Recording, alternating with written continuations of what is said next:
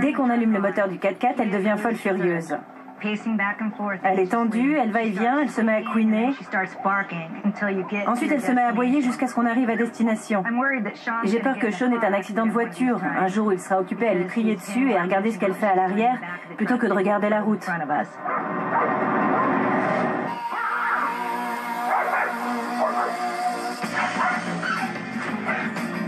Mon travail consiste à aider les gens à comprendre ce dont les chiens ont besoin. Quand un chien est équilibré, c'est un vrai ami. Je rééduque les chiens, je forme les humains. Je suis l'homme qui parle aux chiens. À un moment ou à un autre, on a besoin de transporter un chien dans une voiture ou une camionnette. Cette tâche apparemment simple peut être un cauchemar pour certains, comme Phaedra et Sean Glidden. Ce couple a adopté un croisement de Border Collie, puis un deuxième un an plus tard. Et les deux chiens sont quasiment identiques. Mais on arrive facilement à repérer celui des deux qui cause le plus de problèmes. Allez, vous. Allez dans le 4x4. Allez, les chiens. Kia est à fond. Kia, elle déborde d'énergie. Dès qu'on l'a ramenée chez nous, elle a paniqué à l'arrière du 4x4. Dès qu'on allume le moteur du 4x4, elle devient folle furieuse. Elle est tendue, elle va et vient, elle se met à couiner. Ensuite, elle se met à aboyer et elle aboie jusqu'à ce qu'on arrive à destination.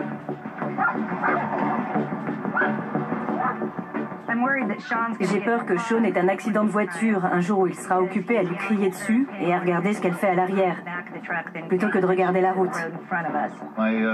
J'ai la tension qui monte.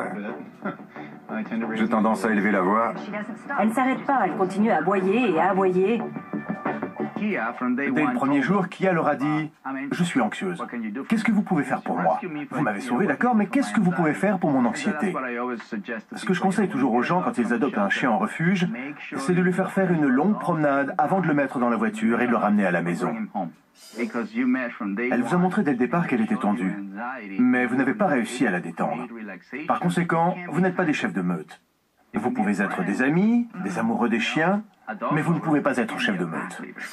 Allez les chiens, on va faire une promenade. Je dis toujours aux gens, je peux vous aider si vous me faites voir comment vous faites. Imaginez qu'il n'y a pas de caméra, et faites comme d'habitude, pour que je puisse repérer les points positifs et ceux qui le sont un peu moins. Pas trop mal, hein? Je me suis rendu compte assez vite que je pouvais aider les Glidden à obtenir ce qu'ils voulaient.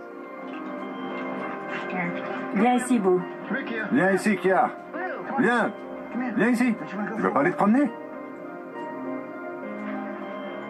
Vous êtes prêts? Allez, on y va. C'est là que ça passe à une autre vitesse, c'est ça?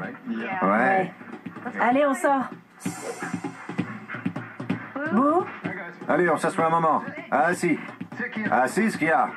Assis. Assise. Kia. Assise, Kia. Tu peux le faire. Assise. Allez dans le 4x4. Allez, montez dedans. Kia, vas-y. Allez, Beau. C'est bien.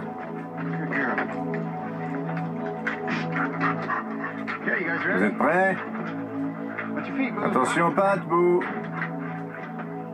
Elle n'est pas dans un bon état d'esprit. Et ça ne peut qu'empirer. Ça ne va pas s'évaporer d'un coup.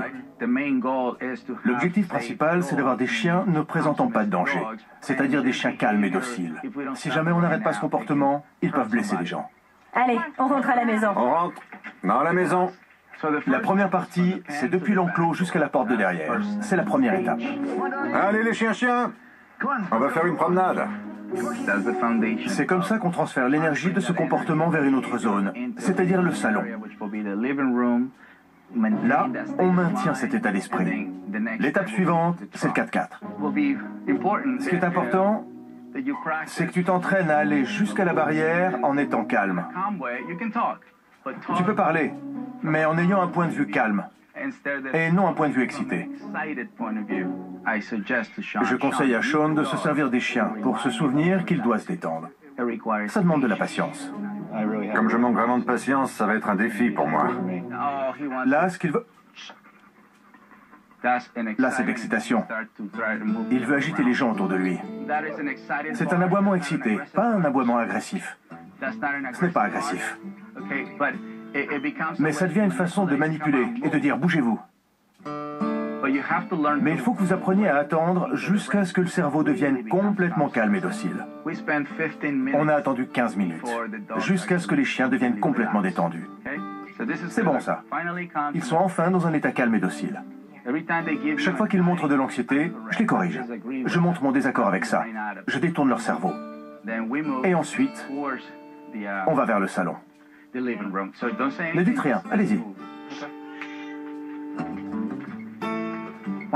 Une fois qu'on est arrivé à la porte de devant, ça a été beaucoup plus facile. Je contrôlais déjà la situation. En étant patient, j'ai montré à Kia et Boo que j'allais prendre cette position dominante et que j'allais les amener à me suivre jusqu'à la porte d'entrée. Ils sont dans un état différent. Maintenant, je prends possession de ce coin pour qu'ils nous donnent plus d'espace. Vous voyez? Voilà, ils sont en arrière. Et là, je peux... Ensuite, je peux ouvrir la porte. C'est quelque chose qu'il faut faire avant de les inviter à monter dans la voiture. Il faut attendre 1 minute, 2 minutes, 3 minutes, 5 minutes, et maintenant on sort.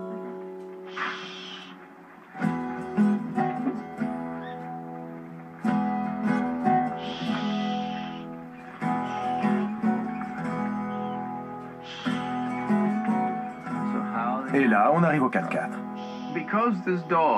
Comme ces chiens ont vu chaque porte comme une occasion d'entrer ou de sortir, ou d'aller ailleurs, la portière du 4x4 devient un accès de plus. Quand ils la voient, ils ont envie de monter. Il faut leur demander de monter selon nos conditions. Il faut bien faire attention à faire monter en premier celui qui est le plus docile. Il faut traiter le 4x4 comme la récompense ultime, parce qu'il permet d'aller ailleurs.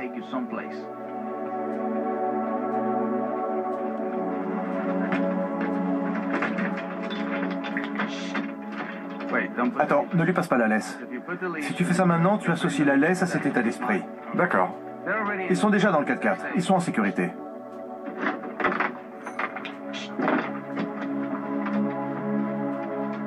Ça, c'est un bon état d'esprit.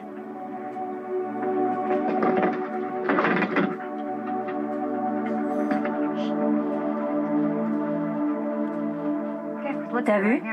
Elle a jamais été aussi calme que ça à l'arrière du 4x4. Je suis étonné de voir à quel point il se comporte bien. Il faudra vraiment que je fasse comme ça. Je me rends compte qu'ils me dominent quand ils sortent de l'enclos en courant. Ensuite, je leur passe la laisse. Et ils trépignent devant la porte. Ils sont impatients de venir ici. Cette impatience, c'est toi qui l'alimentes. Et ce n'est pas ce qu'ils veulent. Tu leur as dit, si vous faites ça, je vous donnerai quelque chose. On peut toujours changer les mauvaises habitudes. Les chiens ne peuvent s'améliorer que si les humains abandonnent leurs mauvaises habitudes. Sinon, ils sont coincés. C'est du boulot, tu sais. Ils doivent bien se comporter pour avoir la récompense. C'est ça. Regardez-moi ça. Je pense que si on met en pratique les techniques qu'on a apprises, ces chiens seront complètement sages.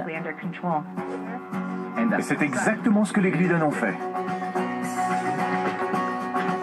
Allez les chiens, c'est bien.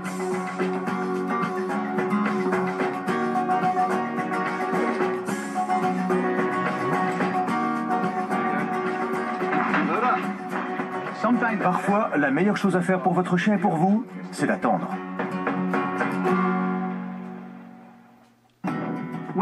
Quand on est angoissé ou tendu, cette énergie signale au chien qu'on est instable.